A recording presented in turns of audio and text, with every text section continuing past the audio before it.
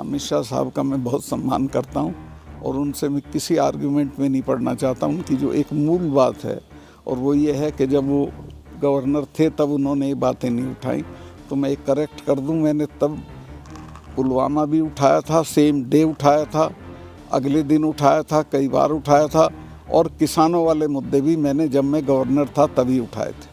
तो ये गलत है कि मैं जब पावर से हट गया तब मैंने उठाया।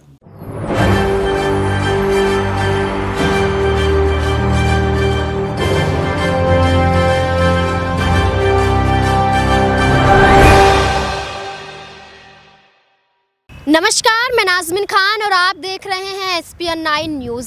सत्यपाल मलिक जम्मू कश्मीर के पूर्व राज्यपाल हैं।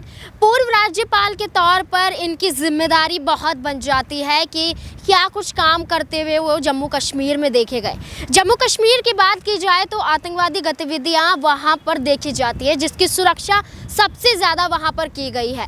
यहाँ पर आपको बता दें कि जम्मू कश्मीर संवेदनशील इलाकों में देखा जाते हैं, संवेदनशील राज्यों में देखे जाते हैं। अब ऐसे में सत्यपाल मलिक उसी जम्मू कश्मीर में पुलवामा हमला जो हुआ होता है उसके खुलासे करते हुए नजर आते हैं। यहाँ पर बता दिया जाए कि सत्यपाल मलिक हाल ही में एक इंटरव्यू के दौरान नए और खुलासे करते हैं कि CBI का समन भेजा जाता है, उनसे पूछताछ के लिए CBI का समन भेजा जाता है, एक मामला चलता है उसमें। एक खुलासा करते हैं कि वो तमाम मोदी सरकार का सम्मान करते हैं, लेकिन जो राजनीति वो करते हुए नजर आ रहे हैं वो सरासर गलत है। यहाँ पर सत्यपाल मलिक की बात की जाए तो वो राजनाथ, अजीत डोभाल, PM नरेंद्र मोदी पर निशाना साधते हैं कि पुलवामा हमले में उन्होंने कुछ भी नहीं किया।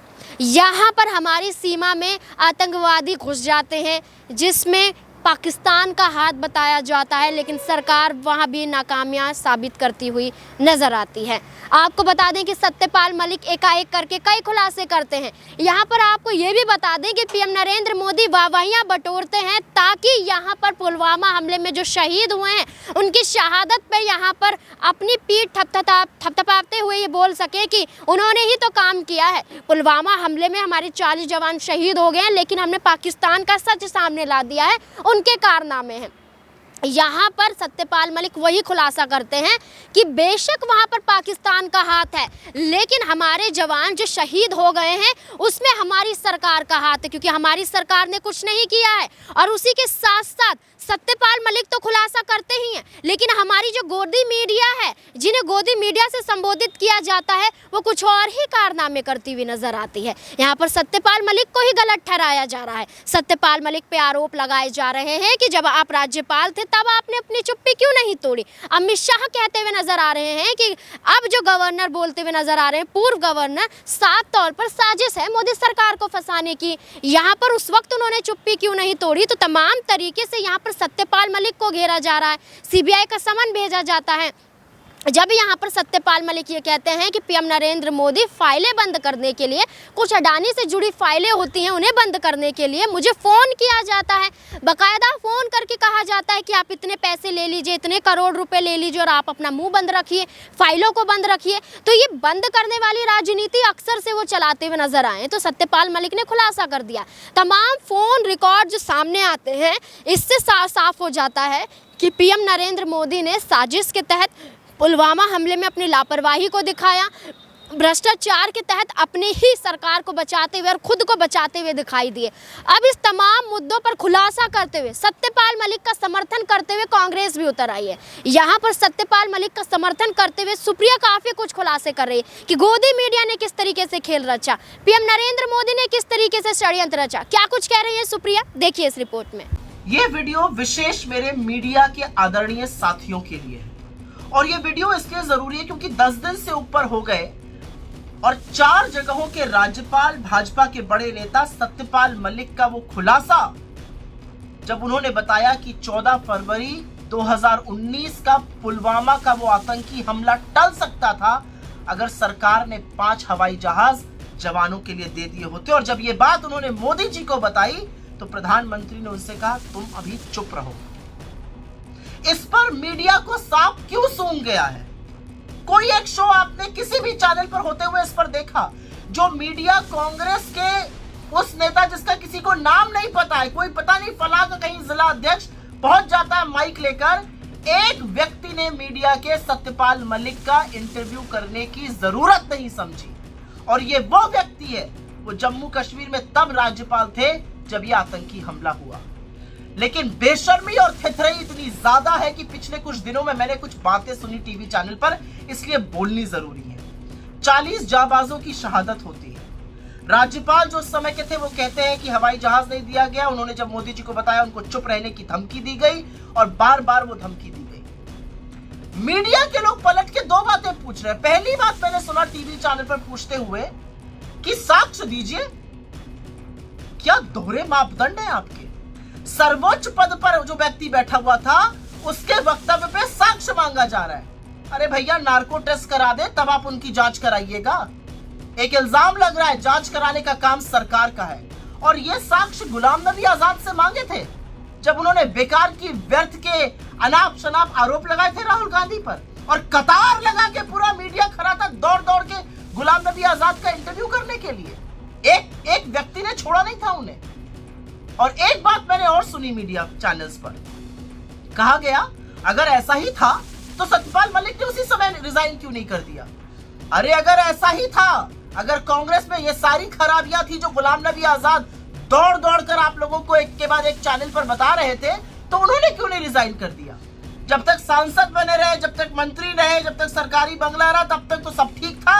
जब सांसदी खत्म हुई तो कांग्रेस की सारी खामियां नजर आने लगी। क्यों नहीं उन्होंने रिजाइन कर दिया था? यही बात उनसे क्यों नहीं कही गई? तो ये जो दोहरे मापदंड हैं, ये दिखाते हैं कि अगर आप चरण चुंबक नहीं है तो आप क्या हैं। जब आपसे बैठने को कहा जाता है सरकार के द्वारा तो आप लौट जाते हैं। तो आपसे अगर ये अपेक्षा की जाए कि इन दोहरे मापदंडों को खत्म कीजिए, और अगर साक्ष्य आप सत्यपाल मलिक से भी मांग रहे हैं तो साक्ष्य गुलाम नबी आजाद से भी मांगते हैं। और क्यों नहीं मांगा? क्योंकि वो राहुल गांधी के खिलाफ आग उगल रहे थे, आपके एजेंडे को आगे बढ़ा रहे थे, मोदी जी की कठपुतली बने हुए थे। अगली बार अगर इस तरह का दोहरा मापदंड दिखाइएगा तो चरण चुंबक कहलाइएगा।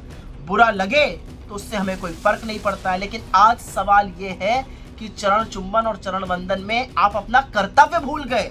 वो 40 जाबाजों के परिवार आज पूछ रहे हैं कि शायद काश हमारा पिता, हमारा पुत्र, हमारा बेटा, हमारा भाई जिंदा होता अगर मोदी जी ने उनको 5 हवाई जहाज दे दिए होते। और ये बड़ा खुलासा है। इस पर आपकी चुप्पी क्या दर्शाती है, ये आप मुझसे बेहतर जानते हैं। आपने सुप्रिया को सुना, सीधे तौर पर उन्होंने गोदी मीडिया को फटकार लगाई है कि आप इस तरीके से दिखाना बंद कर दीजिए, सच्चाइयों को दिखाइए और सत्यपाल मलिक पर झूठ बोलना बंद कर दीजिए और यहाँ पर उन्हें फंसाने की राजनीति मत कीजिए। यहाँ पर सत्यपाल मलिक खुद खुलासा करते हैं कि अमित शाह जो कह रहे हैं सरासर गलत है। यहाँ पर सत्यपाल मलिक अमित शाह को भी घेरते हैं, पीएम नरेंद्र मोदी को भी घेरते हैं। और उसके बाद आपको बता दें, जब वो खुलासे करते हैं तो सीबीआई का समन भेजा जाता है, जिसके तहत वो ये भी कहते हुए नजर आते हैं कि सीबीआई का समन उनके पास आया था, लेकिन यहाँ पर किसी और मुद्दे पर जांच होनी थी, जिसके तहत यहाँ पर सीबीआई की कार्रवाई बिठाई गई थी। और बाकायदा वो उनके घर पर आए थे, उन्हें वहाँ पर बुलाया नहीं गया था दफ्तर सीबीआई के। लेकिन इसके साथ साथ सवाल उठते हैं कि आखिरकार क्यों सीबीआई की कार्रवाई हुई? अगर जब मनीष सिसोदिया नई आबकारी नीति में फंसाए जाने थे तो उन पर सीबीआई की कार्रवाई हुई, अरविंद केजरीवाल को फंसाना था तो उन पर सीबीआई की कार्रवाई हुई, बिहार में तेजस्वी पर सीबीआई की कार्रवाई हुई, राहुल गांधी पर हुई। तमाम तरीके से फंसाए जाने के लिए और विपक्ष की आवाज़ को बंद करने के लिए सीबीआई की कार्रवाई कहां तक सिद्ध होती है? पवन खेड़ा सीबीआई की कार्रवाई को लेकर और सत्यपाल मलिक पर क्या कुछ कह रहे हैं, देखिए रिपोर्ट। यह संदेश दिया जा रहा है सीबीआई को सत्यपाल मलिक के पीछे लगाकर, एक संदेश ना केवल सत्यपाल मलिक को दिया जा रहा है। और वो संदेश क्या है? वो संदेश वही है जो 14 फरवरी 2019 को उन्हें फोन पे प्रधानमंत्री जी ने खुद कहा था, तुम चुप रहो। फिर से वो संदेश अब की बार सीबीआई के मार्फत दिलवाया जा रहा है सत्यपाल मलिक जी को कि आप अभी भी चुप रहिए तो आपके लिए, आपका भलाई इसी में। ना केवल यह संदेश सत्यपाल मलिक के लिए है, यह संदेश ऐसे तमाम लोगों के लिए है जो न तो पेड़ हैं और ना ही वो रेड से डरते हैं, उनमें जमीर है, उनके भीतर सत्य की आवाज है, वो आज सवाल पूछने की हिम्मत रखते हैं। तो उनको ये धमकाया जा रहा है कि अगर आप सत्यपाल मलिक जी की तरह मुंह खोलेंगे तो आपके दरवाजे पर भी सीबीआई दस्तक देगी। ये स्थिति साहब ने एजेंसीज की बना दी है, ये स्थिति साहब ने संविधान की बना दी है। और ये व्यक्ति कौन है सत्यपाल मलिक? कोई कांग्रेस के नहीं है, कोई विपक्ष के नहीं है। आज भी जब मैं ये प्रेस वार्ता कर रहा हूं, आज भी सत्यपाल मलिक भारतीय जनता पार्टी के एक वरिष्ठ नेता हैं। साफ तौर पर जाहिर हो जाता है कि यहाँ पर विपक्ष हो या कोई अन्य ही शख्स हो, अगर मोदी सरकार के खिलाफ बोलता हुआ नजर आएगा या पीएम नरेंद्र मोदी की आलोचना करेगा या उनकी कुर्सी पर नजर डालेगा तो उनके खिलाफ ऐसे ही कार्रवाई होती हुई दिखाई देगी, जो कि पीएम नरेंद्र मोदी द्वारा सत्यपाल मलिक पर देखी जा रही है। अब इस मुद्दे पर आपकी क्या राय? जो एक एक करके कई खुलासे हो रहे हैं, ऐसे में क्या सत्यपाल मलिक की जान को खतरा हो सकता है? क्या ऐसे में यहाँ पर उन पर और भी कार्रवाई बिठाई जा सकती है? क्या है आपकी राय? कमेंट बॉक्स में ज़रूर बताएं। मुझे दीजिए इजाज़त। धन्यवाद।